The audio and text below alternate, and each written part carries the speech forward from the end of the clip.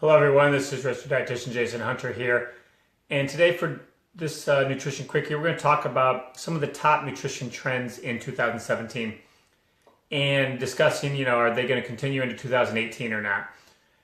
At the link in this post I have all 6 of them listed there, but we're going to talk about just 3 that I find rather interesting on the video here today, and you can go read the other 3 that are in the link in this post.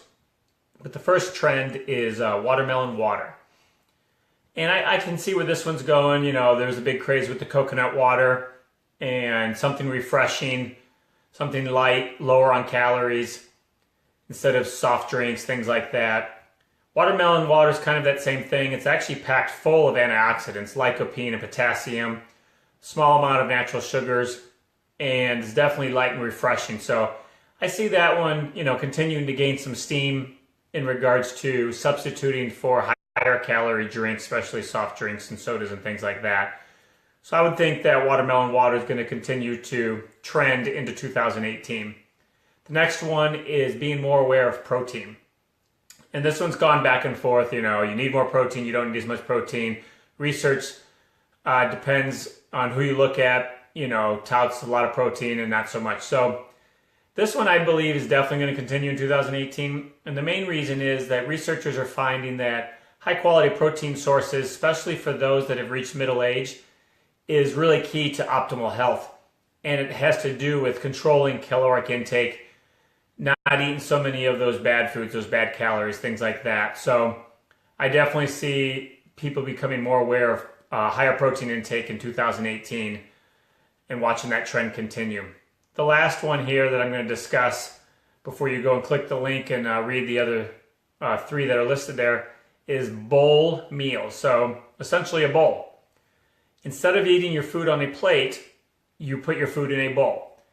And what people are finding is it definitely cuts down on portion control and the amount of calories you eat. Everything goes in that bowl. So unless you want to just mash it all together and make it this huge heaping pile of food, you're going to eat a little less. You're going to portion it out a little better so that you don't eat quite so much and things just become this pile of mess, in a bowl, right? The smorgasbord of food, so to speak. That one is more likely in like Asian cultures and things like that because they eat a lot in bowls anyways. Anywhere in Asia you see a lot of their food is served in bowls. A lot of it is soup-based or broth-based, so it makes a little more sense. But you're going to probably see that trend. I think people are going to test it. I can't say that I think that trend is going to really increase in 2018 because I believe it's so new and different. It's definitely out of the norm, so there's going to be a lot of resistance to people saying, I don't want to change what I've been doing, right? So they're just not even going to attempt it.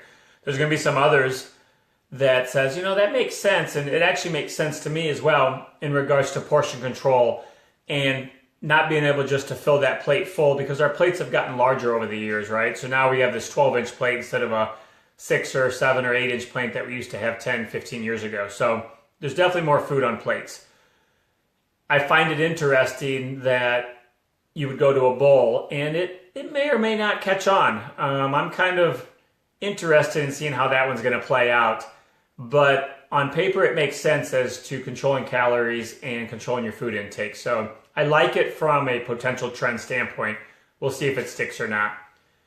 So those are my big 3 that I wanted to just discuss with you today. The other 3 we have listed at the link in this post. Go ahead and click that, and you'll actually get all 6 listed there that you can read through it. If you like this, please give it a like or a share, and let me know if you think that this bowl trend is going to continue or even pick up steam, or if you even grasp the concept of that it would have, less potential for eating too much, right? Eating too many calories. Will it help you control your portions a little better if you put your lunch and dinner in a bowl instead of on a plate? I'd love to hear your feedback on that, if you think that's something that might stick or is just too crazy to even comprehend. So again, I hope you like this. Give it a like or a share if you do, and I'll be back soon with another nutrition quickie.